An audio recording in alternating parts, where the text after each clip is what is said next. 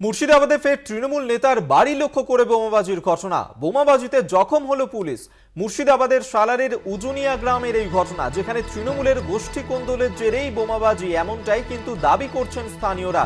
ঘটনাস্থলে গিয়ে পৌঁছায় সালার থানার পুলিশ।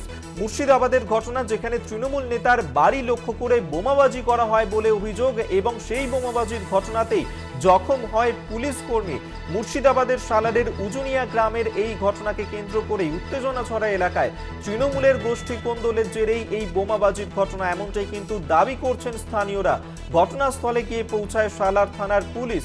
আপনাদেরকে আরেকবার জানিয়ে রাখবো, মুর্শিদাবাদের সেখানে বোমাবাজির ঘটনা।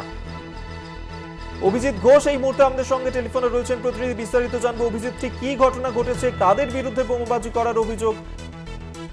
দেখো অভিক, এই মুহূর্তে কিন্তু পুলিশ গ্রামে এসেছে, যাতে সাধারণ মানুষ যারা আতঙ্কিত হয়েছিল তাদেরকে আশ্বস্ত করতে, যে পরবর্তী যাতে আর কোনো অশান্তি বা অপ্রীতিকর ঘটনা না ঘটে সেদিকে লক্ষ্য রেখে কিন্তু প্রচুর পরিমাণ পুলিশ মোতায়েন করা হচ্ছে উজুনিয়া গ্রামে। দেখো যে আজকে যে ঘটনাটা ঘটেছিল, আজকে সকাল থেকেই কিন্তু বোমাবাজি শুরু হয়।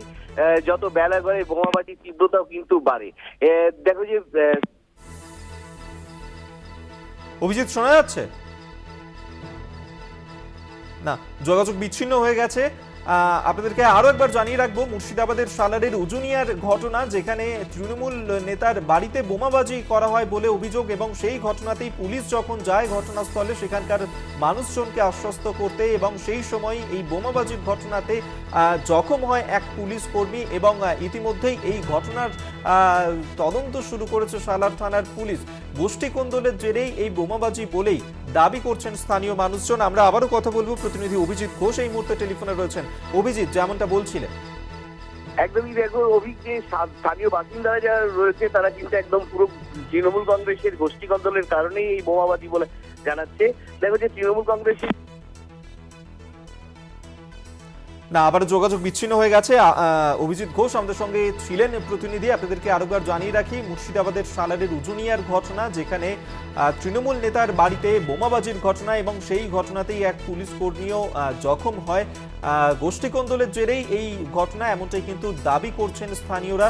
ঘটনাস্থলে গিয়ে পৌঁছায় সালার থানার পুলিশ।